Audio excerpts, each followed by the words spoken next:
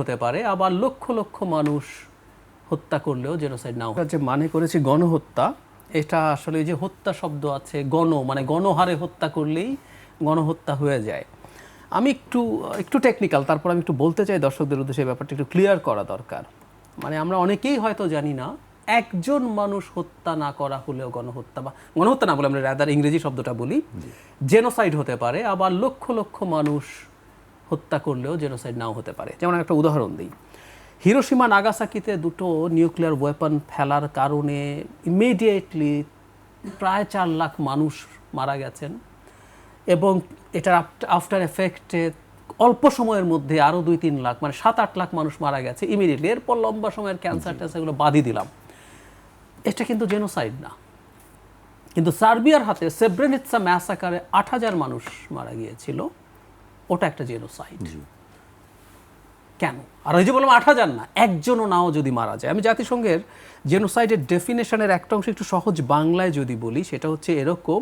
এখন যে জেনোসাইড একটা কনভেনশন হয়েছিল, সেটা অনুযায়ী বলা হচ্ছে যে 5টা কাজের যে কোনো একটা, যদি কোনো একটা নির্দিষ্ট 3-4টা শব্দ আছে, intent to destroy in whole or in part, পুরোপুরি বা আংশিক সে যে ডিস্ট্রয় করতে চায়, কী ধরনের গ্রুপকে?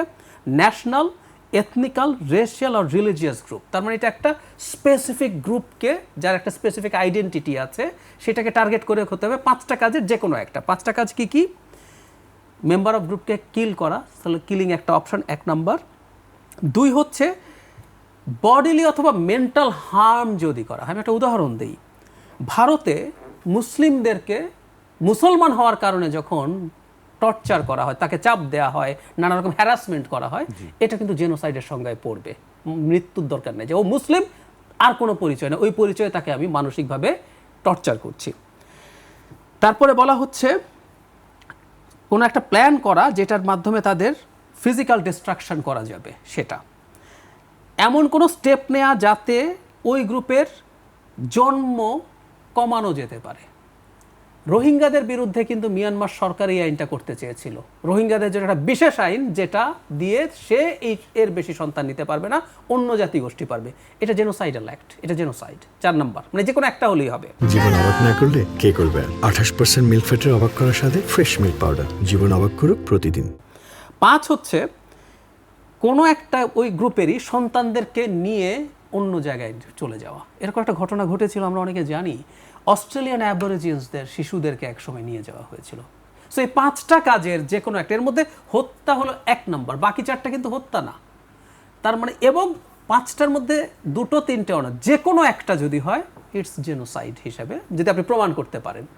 তো আওয়ামী লীগের সময়টা জেনোসাইড কেন না? অনেক হত্যা হয়েছে, এর আগে হয়েছে। যদিও আমি মনে করি আওয়ামী লীগের কিন্তু জেনোসাইডের কাছাকাছি একটা অপরাধ আছে, কারণ এখানে পলিটিক্যাল গ্রুপের কথা নেই। আওয়ামী লীগ কিন্তু বিশেষ করে বিএনপির বিরুদ্ধে সিস্টেম্যাটিক এই ধরনের কিছু অপরাধ করেছে, কিন্তু আমাদের সংজ্ঞার মধ্যে নাই। কিন্তু জুলাইতে যেটা হলো, ওটা আসলে কোনোভাবেই জেনোসাইড না, কারণ সে কোনো স্পেসিফিক, ওই যে কয়েকটা কথা আমি আবারও পড়ি, ন্যাশনাল, এথনিক্যাল, রেশিয়াল, রিলিজিয়াস গ্রুপ, যে শেখ হাসিনার পথে বাধা হয়েছে ও তাকেই হত্যা করেছে। উনি কিন্তু বেছে বেছে হত্যা করেনি, ও শিবির মারবো শুধু, বা ওই মুসলমান ধর্মের মারবো, ওই ধর্মের মারবো না, কোনো রকম কোনো এসব হিসেব ছিল না। সো এটা একটা ম্যাস কিলিং, এবং এটা একটা ম্যাসাকার, এভাবেই আমরা বলবো। সো এটা জেনোসাইড। তবে একটা জিনিস বলে রাখা ভালো, ওনার এই কৃত অপরাধের মধ্যে শুধু এই সময় না, ওনার এর আগে উনি আর একটা অপরাধ করেছেন, এটাও আবার খুব সহজ অপরাধ না। এই যে হত্যা করেছেন, গুম করেছেন, যেভাবে তিনি ক্ষমতায় থাকার জন্য যেসব অস্ত্র ব্যবহার করেছেন, উনি অনেক মানবতা বিরোধী অপরাধ করেছেন, যে কারণে আমরা ওনাকে আইসিটিতে বিচার করতে পারছি। আওয়ামী লীগের সব লোককে কিন্তু আমরা আইসিটিতে বিচার করতে পারবো না। অজপাড়া গায়ে একজন 5 জন খুন করেছে, ওকে আপনি আইসিটিতে আনতে চাইলেও পারবেন না।